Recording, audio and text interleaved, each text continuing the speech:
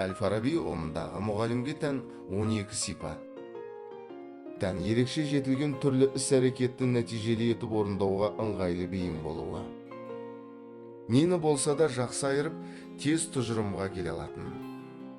Өзінің түсініп сезгенін көріп, білгенін есіне жақсы сақтай алатын.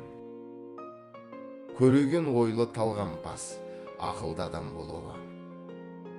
Ойын анық, дәл бере алатын, көркем сөйлей алатын шешен.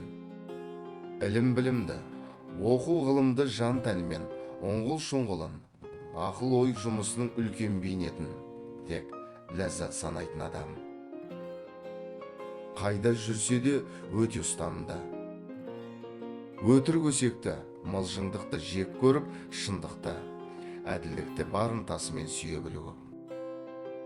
Өр кеуделі, жан мен арын бірдей, кіршіксіз ұстайтын адам. Мал мүлікке, дүние жиғазға, мәнсіз ұсақ тіршілікке қызықпау. Табиғатынан әділ, шынайы, шыншыл.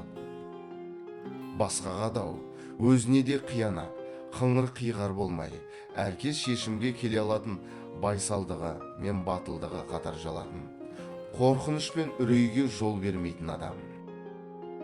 Осылайша ойшыл Әл-Фараби өнегелі ұстаз бен әділ билеушіге ортақ 12 қасиетке мән берумен қатар, ұстаз бен шәкірт арасында ара қатынастарды, олардың моральдық қатынастың қандай болу керектігін де ескерген. Тәрбиесіз берілген білім адамзаттың қас жауы. Ақылдың кені арнасына тіркеліп, лайк басуды ұмытпаңыздар.